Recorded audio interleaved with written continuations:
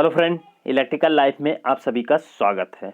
Friends, आज हमारा एक नया टॉपिक स्टार्ट होगा जो कि ट्रांसफार्मर है और ट्रांसफार्मर के इम्पॉर्टेंट एमसीक्यू के बारे में हम डिस्कस करेंगे, जो कि बुक है आर.के. राजपूत, जो कि यूपीपीसीएल जेई के लिए, एसएससी जेई के लिए बहुत ही इम्पोर्टेंट बुक है, जिससे बहुत ही क्वेश्चन आपके पूछे जाते हैं। तो इस बुक का सॉल्यूशन हम करेंगे। ट्रांसफार्मर के आपके कंप्लीट सॉल्यूशन मैं करवाऊंगा और भी बहुत सी मतलब कि चैप्टर्स हैं जिनका मैं सॉल्यूशन करवाऊंगा। ठीक है, तो आप प्लीज़ चैनल को सब्सक्राइब और शेयर जरूर कर दीजिए। चलिए, अब देखिए, हमारा जो पहला क्वेश्चन आज का है वो क्वेश्चन है, which of the following does not change in a transformer. Transformer में क्या चेंज नहीं होता है? तो देखिए, बहुत ही इंपॉर्टेंट है, ध्यान से समझिएगा कि क्या ट्रांसफार्मर में करंट चेंज होती है? जी। वोल्टेज चेंज होता है? जी। लेकिन फ्रीक्वेंसी चेंज होती है? नहीं। तो पूछा क्या है कि ट्रांसफार्मर में क्या चेंज नहीं होगा? तो फ्रीक्वेंसी का चेंज नहीं होगा। अब देखिए क्यों। अगर हम बात करें, एक ट्रांसफार्मर है आपके पास, सपोज ये देखिए, एक तरह का मैंने ये ट्रांसफार्मर बना लिया। ठीक है, ये प्राइमरी वाइंडिंग मान लेते हैं और ये सेकेंडरी वाइंडिंग हम मान लिए। ठीक है, तो इसमें जो मतलब कि यहाँ पे जो E1 मतलब जो इंड्यूस्ड ईएमएफ होगा और यहाँ का जो इंड्यूस्ड ईएमएफ होगा, ये बराबर नहीं होते हैं। ये डिपेंड करते हैं कि प्राइमरी में कितने नंबर ऑफ टर्न्स हैं और ये सेकेंडरी में कितने नंबर ऑफ टर्न्स हैं। तो अगर प्राइमरी में नंबर ऑफ टर्न्स कम हैं तो यहाँ का ई कम होगा, और सेकेंडरी के नंबर ऑफ टर्न्स ज़्यादा हैं तो यहाँ का जो इंड्यूस्ड ईएमएफ है वो ज़्यादा होगा। जहाँ ज़्यादा नंबर ऑफ टर्न्स हैं वहाँ इंड्यूस्ड ईएमएफ ज़्यादा, जहाँ नंबर ऑफ टर्न्स कम हैं वहाँ इंड्यूस्ड ईएमएफ कम है।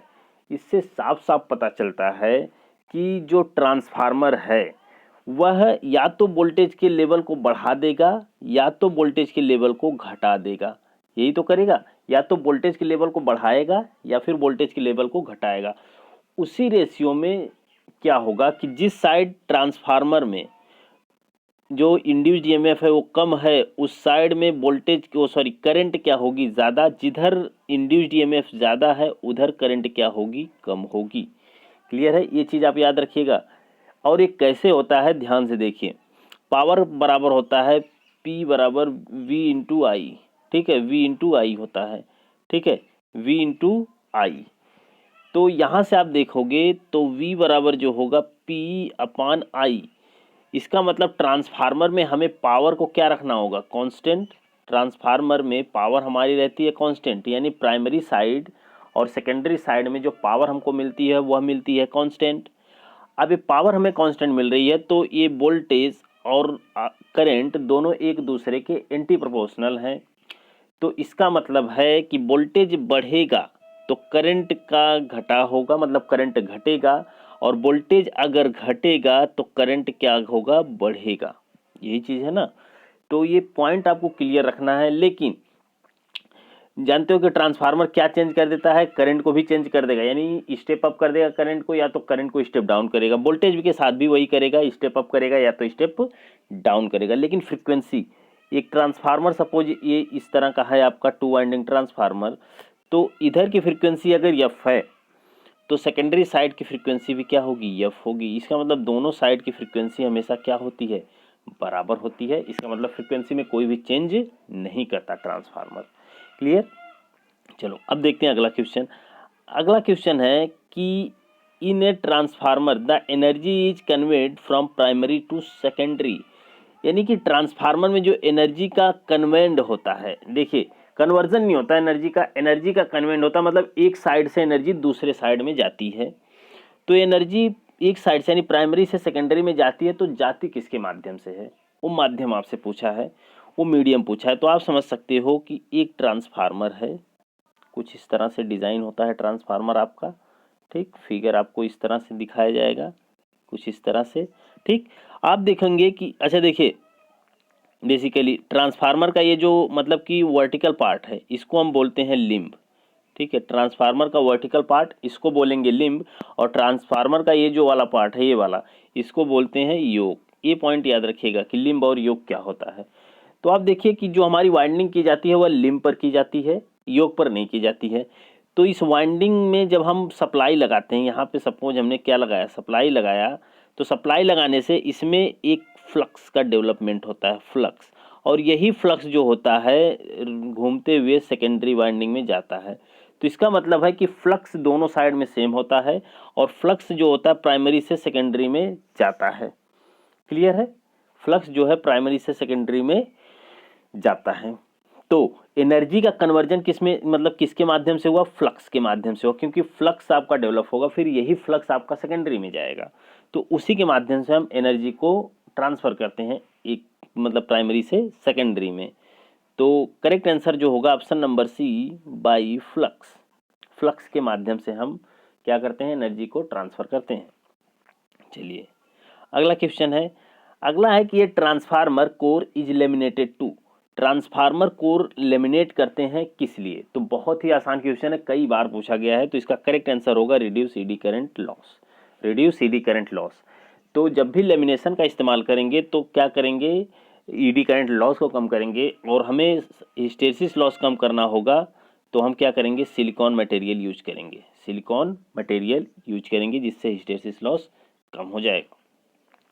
चलिए अगला है कि the degree of mechanical vibration produce by the lamination of transformer depends on. तो देखिए the degree of mechanical vibration produce, तो जो मैकेनिकल वाइब्रेशन होता है ट्रांसफार्मर में, वो बेसिकली लेमिनेशन मतलब किस चीज़ पर डिपेंड करता है। तो tightness of clamping, gauge of lamination, size of lamination. तो देखिए आप ध्यान से देखेंगे कि वाइब्रेशन होने का कारण क्या हो सकता है, कोई भी चीज़ वाइब्रेट कर रही है तो उसका कारण क्या है, उसका कारण है कि अगर क्लैंप जो है वो टाइट नहीं है तो फिर वाइब्रेशन हो सकता है। ठीक है, गेज ऑफ लेमिनेशन, लेमिनेशन का गेज सही नहीं है, लेमिनेशन की साइज सही नहीं है, तो ये तीनों के तीनों फैक्टर्स जो हैं वो क्या करेंगे, जनरेट करेंगे मैकेनिकल वाइब्रेशन। ठीक है, तो ये तीनों की तीनों चीज़ें क्या होनी चाहिए, सही होनी चाहिए, जिससे कि आप क्या कर सकते हो, आपका मतलब डेवलप हो जाए। तो all of the, option number D जो है करेक्ट आंसर होगा।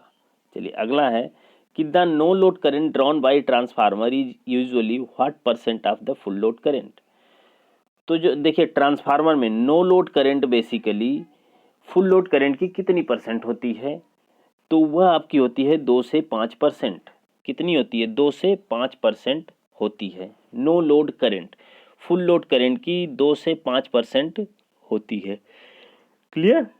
चलिए अगर हम बात करें थोड़ा सा कि ट्रांसफार्मर का जो हम फेजर डायग्राम खींचते हैं वो बहुत ज़रूरी है, तो थोड़ा ध्यान से देखिए कि नो लोड की स्थिति में हम जो फेजर खींचेंगे वो क्या रहता है। तो नो लोड की स्थिति में सबसे पहले हम जो फेजर खींचते हैं वो हमारे पास, मान लीजिए कि ये इंड्यूस्ड ईएमएफ है E1, तो इसी के फेज में आपका आएगा E2, और ये मान लीजिए आपका V1 है। तो हमेशा हम उस चीज़ को रेफरेंस लेते हैं जो दोनों में कॉमन हो, यानी कि जो प्राइमरी में और सेकेंडरी दोनों में कॉमन हो। तो दोनों में कॉमन क्या होता है, दोनों में कॉमन होता है फ्लक्स। ये देखिए मैंने फ्लक्स को इस तरह से ले लिया, रेफरेंस ले लिया।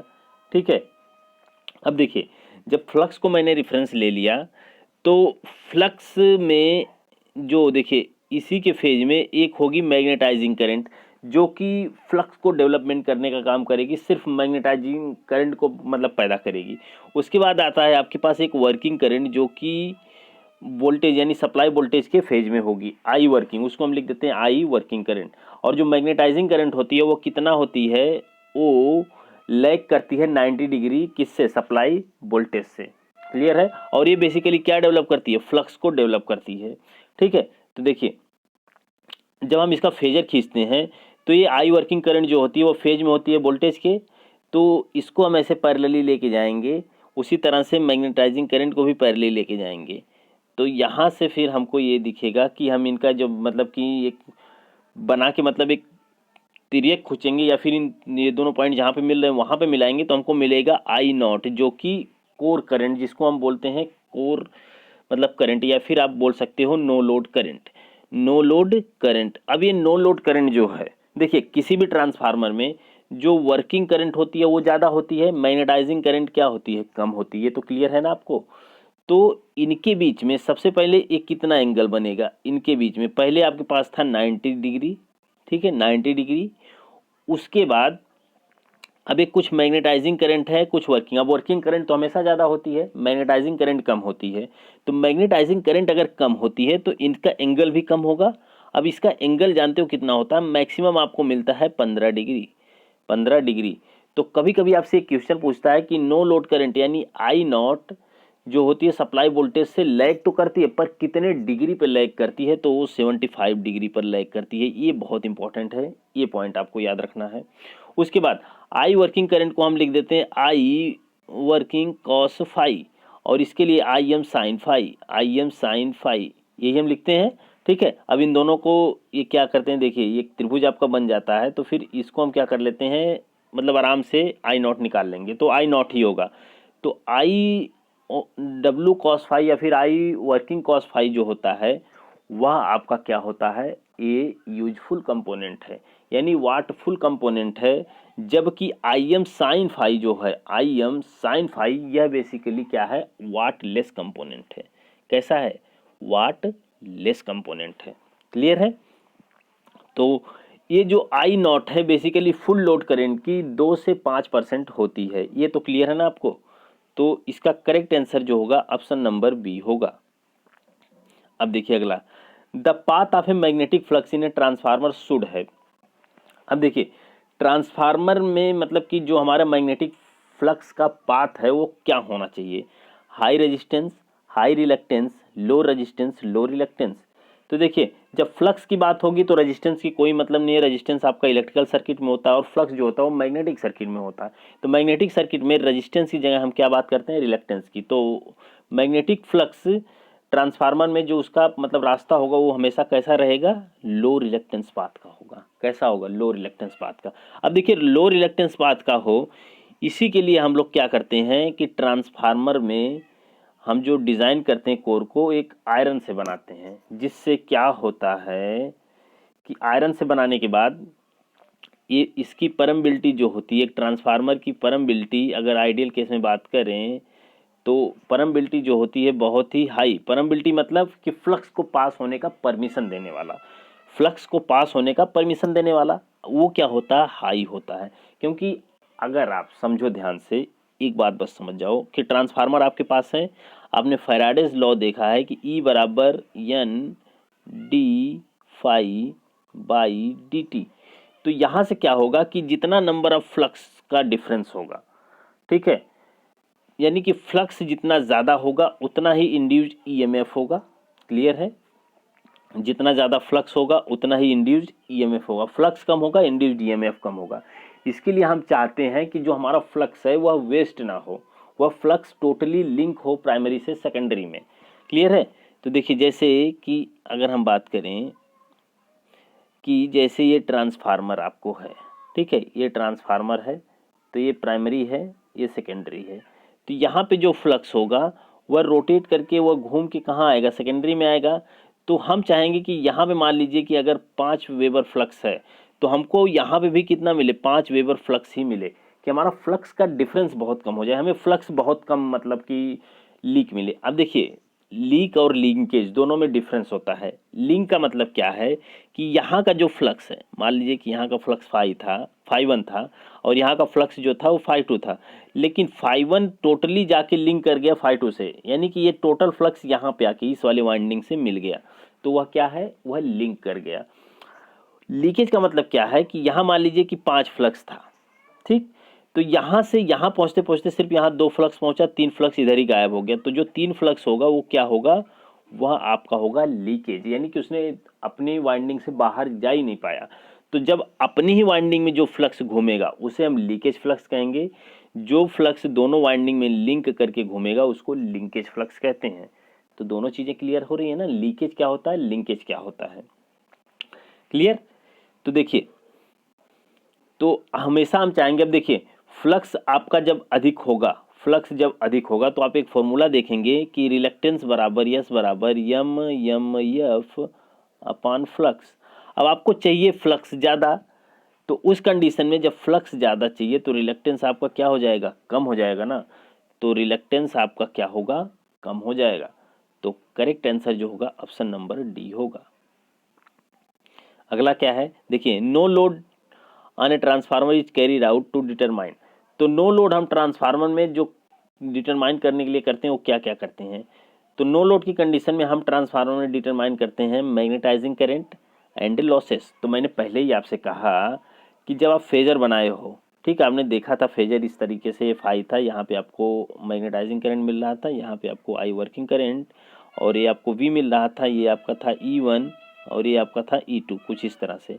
तो देखिए जब लोड नहीं होगा, ये जो वाटफुल कंपोनेंट ये वाला है, आई ओमेगा कह लो, IW कह लो, ठीक है, तो ये वाला कंपोनेंट आपका तभी होगा ना जब कोई लोड लगा होगा। जब नो लोड है तो ये वाला कंपोनेंट क्या हो जाएगा, जीरो। उस कंडीशन में सिर्फ आपको IM मिलेगा, और ये जो मैग्नेटाइजिंग करंट मिलेगा ये सिर्फ उसमें फ्लक्स को डेवलप करने के लिए मिलता है, ठीक है। ये मैग्नेटाइजिंग करंट उसमें फ्लक्स को डेवलप करने के लिए मिलता है, और इसके कारण कुछ ना कुछ प्राइमरी में लॉसेस होते हैं, ठीक है। तो हम नो लोड की कंडीशन में यही दो चीज़ फाइंड करते हैं, क्या क्या, मैग्नेटाइजिंग करंट, उसके बाद मैग्नेटाइजिंग करंट के कारण जो लॉस होता है वह हम कहते हैं, ठीक है। तो नो लोड पे नॉर्मली आपको पता है कि नो लोड ट्रांसफार्मर में या फिर ओपन सर्किट टेस्ट हम जब भी करते हैं, ठीक है, तो ओपन सर्किट टेस्ट में हम क्या मतलब पता करते हैं, तो हमें मैग्नेटाइजिंग करंट मिलेगी और लॉस मिलेगा, मैग्नेटाइजिंग करंट और लॉस जो होगा वो कोर लॉस होगा, ठीक है, कोर लॉस या फिर आयरन लॉस आप कह सकते हो, ठीक है, ये सब लॉसेस हमको मिलती है। चलिए अगला है कि the dielectric strength of a transformer oil is expected to be. तो ट्रांसफार्मर आयल की जो डाइलेक्ट्रिक स्ट्रेंथ होती है वो कितनी होती है, तो ये तो क्वेश्चन आपको याद करना है, पढ़ना है, तो ये 33 kV होती है, ये आप प्लीज़ याद रखिएगा, ठीक है। चलिए अगला क्वेश्चन है कि the Sumpner test is conduct on a transformer to determine. तो देखिए संपनर टेस्ट ट्रांसफार्मर में हम जो कंडक्ट करते हैं बेसिकली किस चीज़ को डिटरमाइन करने के लिए करते हैं, टेम्परेचर को, स्ट्रे लॉसेस को, all day efficiency, none of the above. तो आप देखिए सबसे पहले तो जो संपनर टेस्ट है उसको हम बोलते हैं बैक टू बैक टेस्ट। इसके इंपॉर्टेंट पॉइंट है, इसको याद रखिएगा, बैक टू बैक टेस्ट, ठीक है। संपनर टेस्ट को हम क्या बोलते हैं, बैक टू बैक टेस्ट बोलते हैं। उसके बाद संपनर टेस्ट में हम क्या क्या मतलब कि टेस्टिंग करते हैं, तो संपनर टेस्ट में जो हम टेस्टिंग करते हैं उसमें आपके पास होता है रेगुलेशन, देखिएगा ध्यान से, रेगुलेशन, इफिशियंसी, एटा लिख रहे हैं डायरेक्ट, इफिशियंसी एंड हीटिंग, जिसको आप टेम्परेचर बोल रहे हो, हीटिंग, ठीक है। तो तीन चीज़ को हम मतलब कि फाइंड करते हैं, क्या क्या है, रेगुलेशन को, इफिशियंसी को और हीटिंग को, तीन चीज़ को हम फाइंड करते हैं संपनर टेस्ट से। और संपनर टेस्ट में जो होता है यह लोडेड कंडीशन में हम कर सकते हैं, अनलोड कंडीशन में नहीं करते हैं, ठीक है। ये कौन से कंडीशन में होगी, लोडेड कंडीशन में कर सकते हैं, ठीक है। और संपनर टेस्ट का सबसे इम्पॉर्टेंट बात क्या है कि इसमें हम टू ट्रांसफार्मर की नीड होगी, टू ट्रांसफार्मर की नीड होगी, और दोनों के दोनों ट्रांसफार्मर जो होंगे वो आइडेंटिकल होने चाहिए। कैसे होने चाहिए, आइडेंटिकल, ठीक है। दोनों के दोनों ट्रांसफार्मर कैसे होने चाहिए, आइडेंटिकल होने चाहिए। पॉसिबल हो तो दोनों के दोनों ट्रांसफार्मर बिल्कुल सिमिलर होने चाहिए एकदम, ठीक है। तो उसमें हम संपनर टेस्ट कंडक्ट करवाते हैं। तो संपनर टेस्ट में हमें तीन चीज़ मिलता है, regulation, efficiency and heating means temperature. तो ऑप्शन नंबर ए इसका करेक्ट आंसर होगा। स्टे लॉसेस नहीं फाइंड करते हैं, ऑल डे एफिशिएंसी नहीं फाइंड करते हैं, हम क्या फाइंड करते हैं, टेम्परेचर को। क्लियर हो गया। चलिए अब अगला देख लेते हैं, the permissible flux density in case of cold rolled grain oriented steel is around. तो देखिए द परमिसिबल फ्लक्स डेंसिटी, तो जो परमिसिबल फ्लक्स डेंसिटी बी है वह basically cold rolled grain oriented यानी सीआरजीओ के लिए हम कितना मतलब रखते हैं, ये भी देखिए आपको याद करने की चीज़ है। तो सीआरजीओ के लिए हम लोग जो मतलब कि फ्लक्स डेंसिटी रखते हैं वह होता है 1.7 वेबर पर मीटर स्क्वायर, ठीक है, 1.7 वेबर पर मीटर स्क्वायर। तो वेबर पर मीटर स्क्वायर जो है ये फ्लक्स डेंसिटी की यूनिट है, और जो हम रखते हैं सीआरजीओ के लिए वो कितना होता है, 1.6 होता है, वो सॉरी 1.7।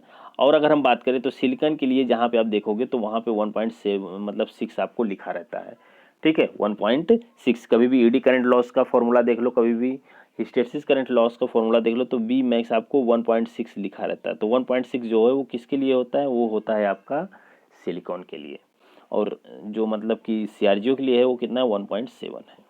चलो अगला देखते हैं क्वेश्चन। अगला है कि the efficiency of a transformer will be maximum when.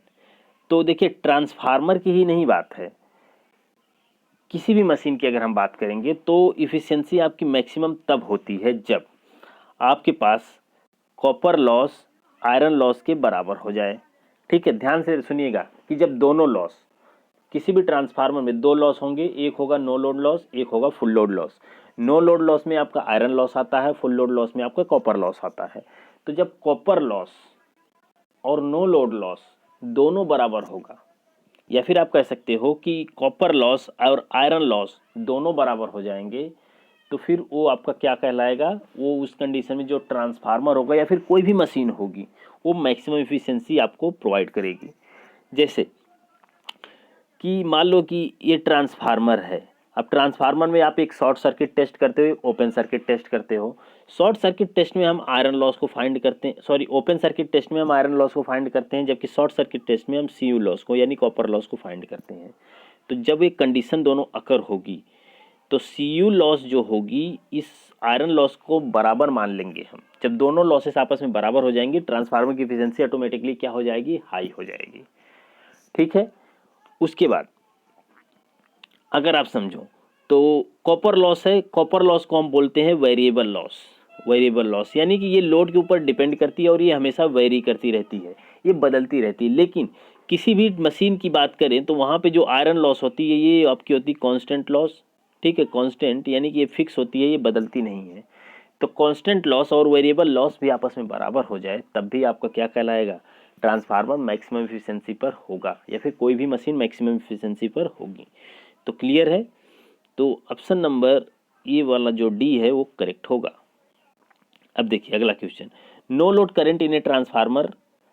Basically तो नो लोड करंट जो ट्रांसफार्मर होती है, देखो मैंने फेजर बना के बताया था आपको कि इतना इतना होती है, तो lag behind the voltage by about 75 degree, lead the voltage about 75 degree, lag behind the voltage by about 15 degree, lead the voltage by about 15 degree. अब देखिए नो लोड करंट की बात की गई है, नो लोड करंट का मतलब कि आई नॉट की बात की गई, और आई नॉट जो होती है किसी भी ट्रांसफार्मर में आप जब ने निकाला था, जब ये देखिए ये आई एम था, ये आई वर्किंग था, ठीक है, यहाँ से ऐसे निकाले थे तो ये आई नॉट जो था ये वी था, तो इनके बीच का जो एंगल बना था ये हमने बताया था कि 75 डिग्री बनता है, तो वही आंसर है। अब देखिए लैग कौन कर रहा है, तो जो आई नॉट यानी करंट है वो क्या कर रही है, लैग कर रही है। ठीक है, तो मैंने पहले ही बता दिया, तो ऑप्शन नंबर ये था इसका करेक्ट, यानी lag behind the voltage by about 75 degree. चलिए अब देखिए अगला question, the purpose of providing an iron core in a transformer is to. Transformer में हम आयरन कोर को प्रोवाइड करते हैं, इससे हमको क्या फ़ायदा होता है, क्या पर्पज होता है। तो मैंने पहले ही कहा कि जब हम कोई ट्रांसफार्मर बना रहे हैं, ठीक है, कोई भी ट्रांसफार्मर कुछ इस तरीके से बना रहे हैं, अगर इसमें हमने आयरन कोर इस्तेमाल किया, आयरन कोर इस्तेमाल करने से क्या होता है, रिलक्टेंस आपका कम हो जाता है। क्यों, क्योंकि आयरन कोर की परमिबिलिटी जो होती है वो हाई होती है, आयरन की परमिबिलिटी हाई होती है, और आयरन का रिलक्टेंस जो होता है वो बहुत ही कम होता है। तो आयरन का रिलक्टेंस अगर बहुत ही कम है तो परमिबिलिटी उसकी क्या होती है, हाई होती है। परमिबिलिटी क्या होगी, हाई। तो आयरन कोर यूज करने का क्या पर्पज है कि परमिबिलिटी बढ़ जाए, या फिर आप कह सकते हो decrease the reluctance of the magnetic path. तो ऑप्शन नंबर सी करेक्ट होगा। चलिए अगला देखते हैं, अगला, which of the following is a not a part of transformer installation. तो ट्रांसफार्मर इंस्टॉलेशन में कौन सा मतलब पार्ट नहीं है ट्रांसफार्मर का, कंजर्वेटर, ब्रीदर, बुखोल्ज रिले, एक्साइटर, क्या नहीं है, आपको यही बताना है। तो देखिए, तो ट्रांसफार्मर के इंस्टॉलेशन में क्या क्या नहीं होता है, तो आप देखिए कंजर्वेटर एकदम ट्रांसफार्मर का पार्ट है, उसके बाद ब्रीदर एकदम ट्रांसफार्मर का पार्ट है, उसके बाद बुखोल्ज रिले बिल्कुल ट्रांसफार्मर का है, और ये इंटरनल फॉल्ट के लिए हम यूज करते हैं, ट्रांसफार्मर में जितने भी इंटरनल फॉल्ट होते हैं उसको ज्ञात करने के लिए हम लोग बुखोल्ज रिले का इस्तेमाल करते हैं। लेकिन इसके बाद जो ऑप्शन नंबर 4 है वो एक्साइटर दिया, एक्साइटर। अब देखिए एक्साइटर बेसिकली हम क्या करते हैं, सिंक्रोनस मशीन में इस्तेमाल करते हैं, सिंक्रोनस मशीन में, ठीक है, सिंक्रोनस मशीन में उसके रोटर को एक्साइट करने के लिए एक्साइटर का इस्तेमाल करते हैं, जो कि डीसी शंट जनरेटर होता है, डीसी शंट जनरेटर होता है। ठीक है, तो बेसिकली एक्साइटर हमारा ट्रांसफार्मर का पार्ट नहीं है, तो ऑप्शन नंबर डी करेक्ट होगा। चलिए अगला देख लेते हैं, अगला है कि while conducting short circuit test on a transformer the following side is short circuited. अब देखिए जब हम क्या कर रहे हैं, शॉर्ट सर्किट टेस्ट कंडक्ट करवा रहे हैं किसी ट्रांसफार्मर में, तो उसकी कौन सी साइड को हम क्या करते हैं, शॉर्ट करते हैं। अब देखो ध्यान से समझना मैं क्या कह रहा हूँ, बहुत इंपॉर्टेंट है इसलिए समझिएगा। देखिए ये मान लीजिए कि आपका ये ट्रांसफार्मर है, ये प्राइमरी साइड है और ये ट्रांसफार्मर की सेकेंडरी साइड मान लेते हैं। ठीक, अब देखिए हमें एक साइड सप्लाई लगानी पड़ेगी, एक साइड को हमको क्या करना पड़ेगा, शॉर्ट करना पड़ेगा। अब देखिए अगर मैंने इसको क्या कर दिया, शॉर्ट सर्किट कर दिया, तो शॉर्ट सर्किट के केस में आपको पता है कि resistance will be zero, current आपकी जो होती है वो हाई होती है। ठीक है, शॉर्ट सर्किट का मतलब क्या होता है, करंट हाई होती है और वोल्टेज क्या होता है, लो होता है, यही ना। तो आप ध्यान से समझो, इतनी चीज़ें आपको पता है शॉर्ट सर्किट में होता है। अब अगर आपने ट्रांसफार्मर की जिस साइड को शॉर्ट किया है, मैंने नहीं कहा कि एचवी किया है कि एलवी किया है, ये मैं नहीं कह रहा हूँ, लेकिन जिस साइड को शॉर्ट किया है उधर वोल्टेज आपको क्या मिलेगा, उधर वोल्टेज आपको लो मिलेगा कि नहीं मिलेगा, उधर करंट क्या मिलेगी, करंट आपको हाई मिलेगी। क्लियर है ना, बात समझ में आ रही होगी आपको कि जिधर भी हम शॉर्ट करेंगे उधर वोल्टेज हमको कम मिलेगा और उधर करंट हमको क्या मिलेगी, ज़्यादा मिलेगी। यानी जिधर हमने शॉर्ट नहीं किया इसका मतलब है कि उधर वोल्टेज आपको ज़्यादा मिलेगा और करंट आपको कम मिलेगी। क्लियर है, बात तो यही है ना कि जिधर हमने शॉर्ट नहीं किया है उधर वोल्टेज ज़्यादा मिलेगा और करंट कम मिलेगी, और जिधर शॉर्ट कर दिया उधर वोल्टेज कम मिलेगा, करंट भी ज़्यादा मिलेगी। क्लियर है, तो इसका मतलब है कि अगर इसको शॉर्ट किया तो वोल्टेज कम हो गया, तो ये एलवी होगा कि एचवी होगा। अब इधर वोल्टेज ज़्यादा है, मान लो सप्लाई साइड वोल्टेज ज़्यादा है और जिधर शॉर्ट किया उधर वोल्टेज कम है, तो जिस साइड आपने शॉर्ट किया वो क्या है, वोल्टेज कम है, तो एलवी वाइंडिंग हो, यानी लो वोल्टेज वाइंडिंग कि हाई वोल्टेज वाइंडिंग। आप साफ साफ बता सकते हो कि लो वोल्टेज वाइंडिंग है। तो ट्रांसफार्मर में जब भी हम शॉर्ट सर्किट टेस्ट कंडक्ट करवाते हैं तो जिस साइड को हम शॉर्ट करते हैं वो क्या होगा, लो वोल्टेज साइड होगा। अब इसी तरह से ओपन सर्किट आप करो तो जिस साइड को ओपन करेंगे वो हाई वोल्टेज होगा कि लो वोल्टेज साइड, तो आप कहोगे हाई वोल्टेज साइड को ओपन करते हैं, जिधर सप्लाई लगाते हैं वो क्या होती है आपकी लो वोल्टेज, यानी एलवी वाइंडिंग उधर हम इस्तेमाल करते हैं। क्लियर है, चलो अगला देखिए। In a transformer following winding has got more cross sectional area, कौन सी वाइंडिंग के पास ज़्यादा क्रॉस सेक्शनल एरिया होगा। क्लियर है, तो ध्यान से समझिए कि जैसे ये हमारे पास एक ट्रांसफार्मर कुछ इस तरह से मैंने बनाया है, ठीक, कुछ इस तरह से मैंने ट्रांसफार्मर बनाया है, तो आप देख सकते हो, ठीक है, कुछ इस तरीके का ट्रांसफार्मर हमने डिज़ाइन किया है। अब देखिए ये ट्रांसफार्मर, अब देखिए मान लिया कि ये हमारी एलवी वाइंडिंग है, ये हमारी एचवी, मैं मान लेता हूँ, ठीक है, इसमें फिक्स नहीं है, मैंने मान लिया।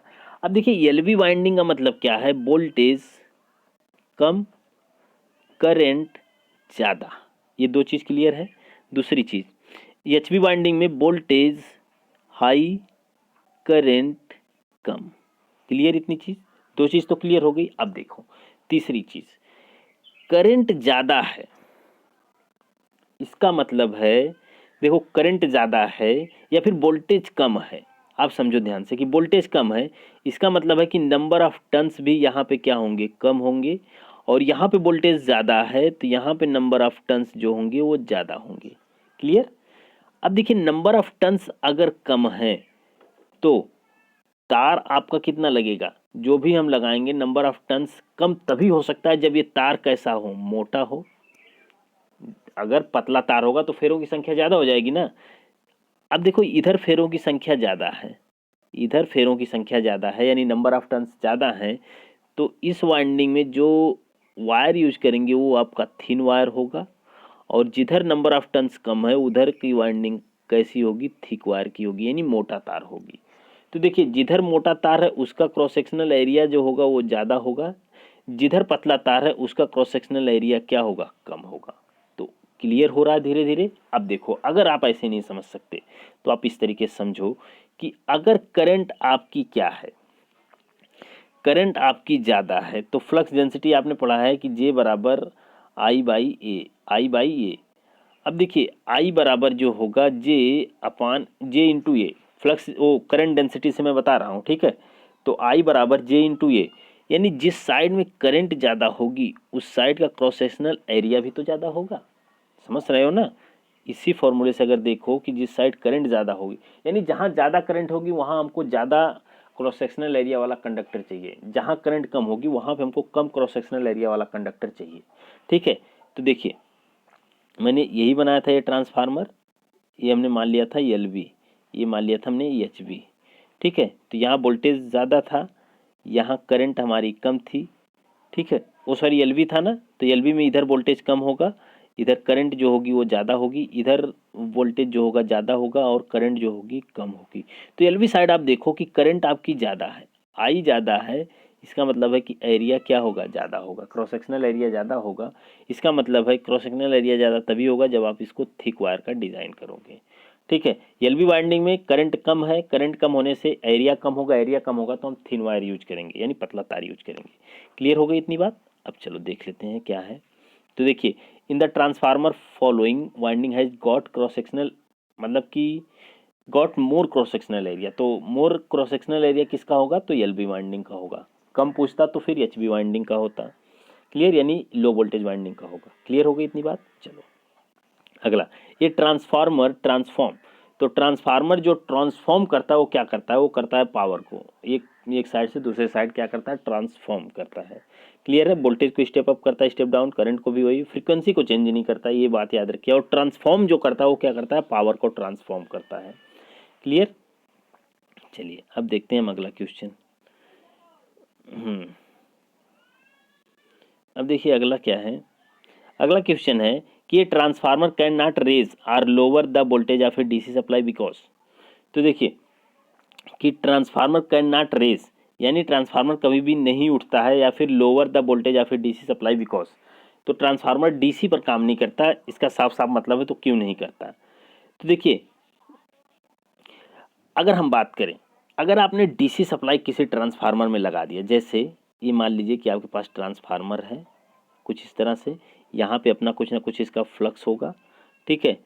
अगर आपने डीसी सप्लाई दिया है, डीसी सप्लाई का जो मैग्नीट्यूड होता है वो होता है फिक्स। अब अगर ये फिक्स हुआ तो इसके कारण जो फ्लक्स का डेवलपमेंट होगा, जो फ्लक्स होगा वो क्या होगा, वो भी होगा फिक्स। अगर फ्लक्स का डेवलपमेंट फिक्स हो गया तो आप समझो, यानी कि डीसी सप्लाई एक कांस्टेंट सप्लाई है। अब कांस्टेंट सप्लाई के कारण जो फ्लक्स डेवलप होगा वो भी कांस्टेंट होगा। अगर वो कांस्टेंट फ्लक्स है, यानी फ्लक्स चेंज नहीं हो रहा है, तो फैराडे के नियम से आप देखोगे कि E बराबर N d phi by d T.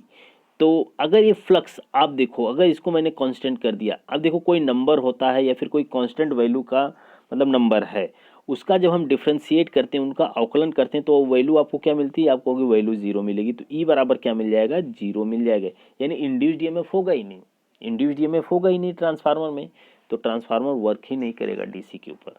Clear है?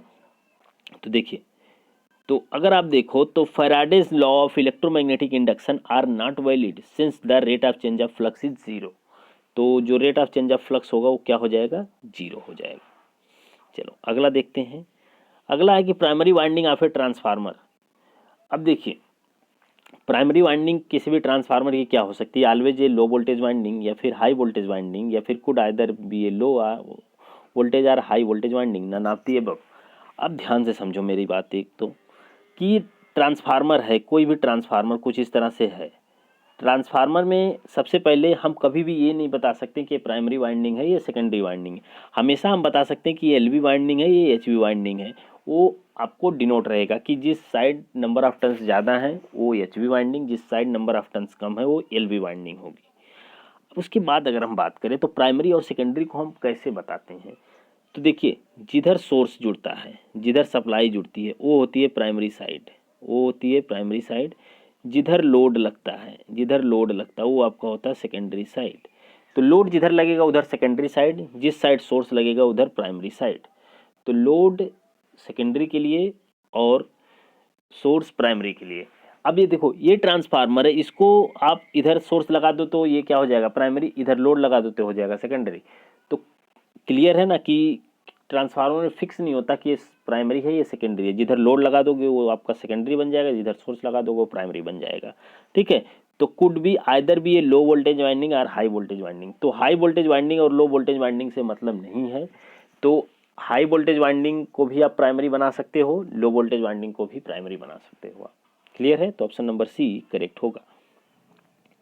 देखिए, which of the following in transformer has more number of turns, तो ट्रांसफार्मर में मोर नंबर ऑफ टर्न्स किसके होते हैं आपको यही बताना है।